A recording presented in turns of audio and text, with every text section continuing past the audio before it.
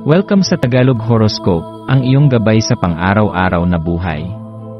Hatid namin ang pinakadetalyadong horoscope na magsisilbing gabay mo sa pera, trabaho, pag-ibig, kalusugan, at swerte.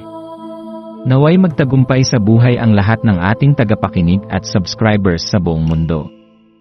Maraming salamat sa pag-subscribe at tanggapin ang siksik, liglig, at umaapaw na biyayang hatid ng Tagalog Horoscope.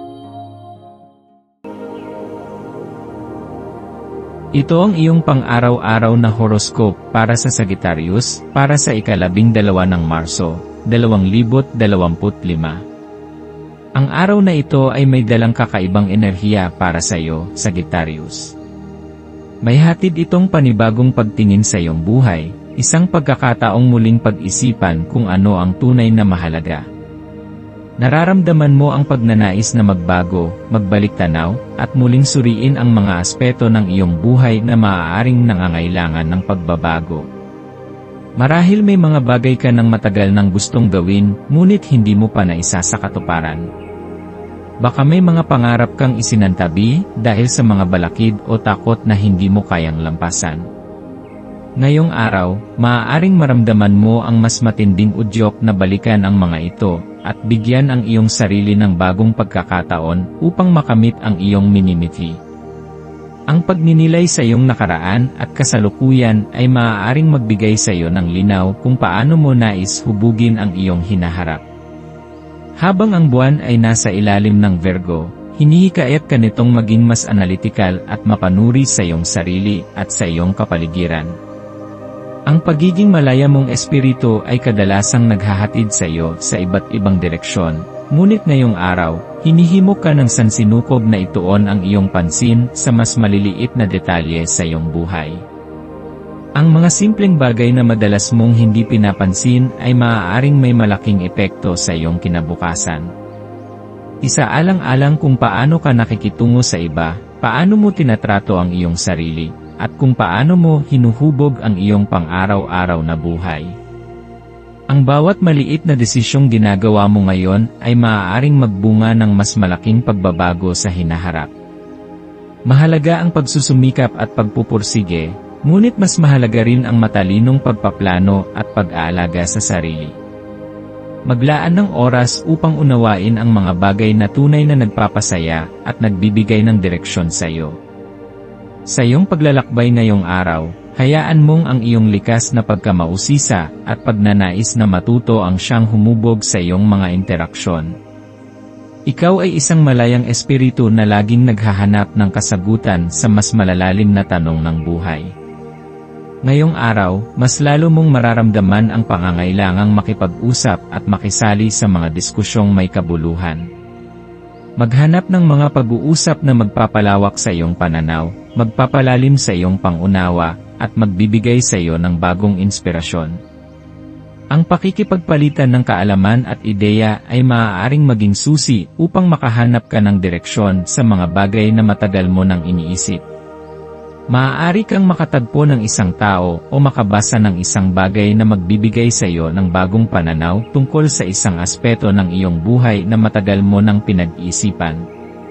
Ang iyong likas na kakayahang maging masigasig sa paghahanap ng bagong kaalaman ay isang biyaya, kaya gamitin ito upang mas mapalalim ang iyong pangunawa sa mga bagay-bagay. Huwag matakot na tanungin ang iyong sarili, nasaan ka na ba sa iyong paglalakbay? Ano ang mga bagay na kailangan mong baguhin upang makamit ang iyong mga layunin? Ang buhay ay isang walang hanggang proseso ng pagkatuto, at ngayong araw, hinihikayat ka ng sansinukob na yakapin ang mga aral na dumarating sa iyo. Maglaan ng oras upang mapag-isipan ang iyong mga nakaraang desisyon, at kung paano mo magagamit ang mga natutunan mula rito upang mapabuti ang iyong hinaharap.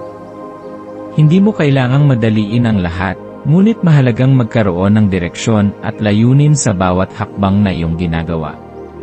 Dahil nasa ilalim ng Virgo ang buwan, mas lalong pinaigting ang iyong kakayahang magsuri at magplano. Gamitin ang enerhiyang ito upang suriin ang iyong mga pangarap at ambisyon. Mayroon ka bang mga layunin na nais mong abutin, ngunit tila hindi mo pa natutukan? Ngayong araw, bigyan mo ng oras ang iyong sarili upang pag-isipan ang mga hakbang na kailangan mong gawin upang matupad ang iyong mga pangarap. Minsan, ang pagkakaroon ng mas malinaw na pananaw sa ating mga layunin ay sapat na upang bigyan tayo ng motibasyon upang kumilos. Maaari mong simulan ang araw sa pamamagitan ng paggawa ng isang listahan ng iyong mga nais gawin o kaya'y paglalaan ng oras upang isa-isahin kung paano mo maisasakatuparan ang bawat isa. Ang pagiging organisado at may plano ay makakatulong sa iyo upang mas madaling makamit ang iyong mga pangarap. Ang iyong pagnanais na magkaroon ng mas malalim na koneksyon sa mga tao ay magiging mas matindi ngayong araw. Mas lalo mong mararamdaman ang pangangailangang maunawaan, hindi lamang ang iyong sarili, kundi pati na rin ang iba. Ang bawat interaksyon na mayroon ka ngayon ay maaaring magdala ng mahalagang aral na makakatulong sa iyo sa iyong personal na pag-unlad. Huwag mong ipagwalang bahala ang maliliit na usapan, dahil ang mga ito ay maaaring magdala ng mahahalagang mensahe na makakatulong sa iyo sa hinaharap. Ang pagbibigay ng oras sa pakikinig at pag-unawa sa iba ay maaaring magbukas ng mga bagong oportunidad para sa iyo. Maaaring may isang tao na magbibigay sa iyo ng inspirasyon o isang pagkakataon na hindi mo inaasahan, ngunit makakatulong sa iyong pag-unlad. Ang iyong maswerteng kulay ngayong araw ay bughaw at ginto. Ang bughaw ay sumisimbolo ng katahimikan, kaliwanagan ng isipan, at bukas na komunikasyon, habang ang ginto naman ay nagdadala ng enerhiya ng kasaganaan, kumpiyansa, at tagumpay. Kung nais mong mapanatili ang balanse at kapayapaan sa iyong isipan, magsuot o gumamit ng mga bagay na may kulay bughaw. Samantala, kung nais mong mapalakas ang iyong tapang at paniniwala sa sarili, isama ang ginto sa iyong mga pinipiling kasuotan o accessories. Ang pagsusuot ng mga kulay na ito ay maaaring makatulong sa iyo upang mapanatili ang tamang enerhiya sa iyong araw at bigyan ka ng kumpiyansa sa iyong mga ginagawa. Ang iyong maswerteng numero ngayong araw ay 3, 9, at 25. Ang 3 ay sumisimbolo ng pagpapahayag ng sarili, pagkamalikhain, at komunikasyon. Ang 9 ay may kaugnayan sa espiritualidad at mas mataas na antas ng pangunawa, habang ang 25 ay sumasalamin sa talino, intuition, at kakayahang makakita ng mas malalim na kahulugan sa mga bagay. Maaari mong gamitin ang mga numerong ito bilang gabay sa paggawa ng mahahalagang desisyon sa araw na ito. Ang pagsasaalang-alang sa mga numerong ito ay maaaring makatulong sa iyo upang makagawa ng mas matalinong mga desisyon.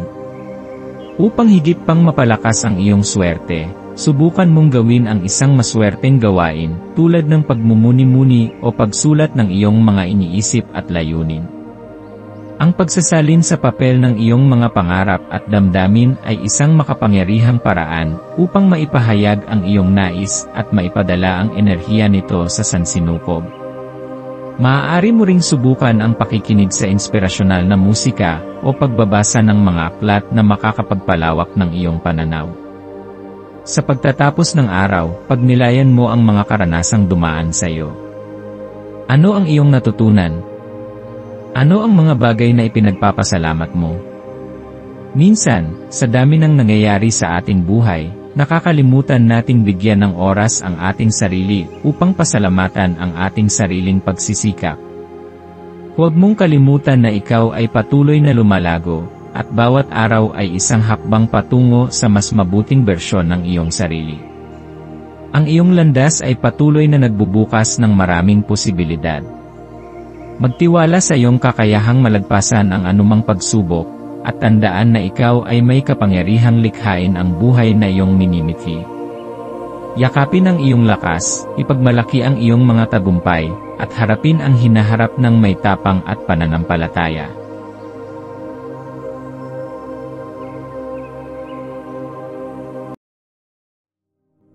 Tayo ay magkaroon ng kaunting sandali upang ipagdasal ang lahat ng mga dalangin ng ating mga subscribers, na sana'y matamo nila ang kanilang mga pinapangarap sa buhay, magandang trabaho, mabuting kalusugan, payapa at masayang pamumuhay, at siksik, liglig, at umaapaw na biyaya at kayamanan.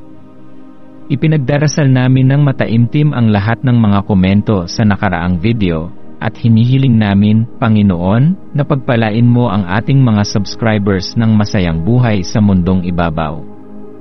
Maraming salamat po. Maaari kayong mag-subscribe sa aming channel na Daily Prayer, kung saan nag-a-upload kami ng pang-araw-araw na Catholic Gospel readings, reflections, at daily rosary reading para sa lahat ng misteryo ng araw. Tulungan ninyo kaming buuin ang community na ito at mag-subscribe na. Ang link ay nasa description box. Maraming salamat sa panonood ng iyong horoscope ngayon araw. Naway gabayan ka ng mga bituin sa iyong landas. Huwag kalimutang mag-like, share, at subscribe para sa iba pang cosmic na kaalaman. Hanggang sa muli, manatiling konektado sa universo.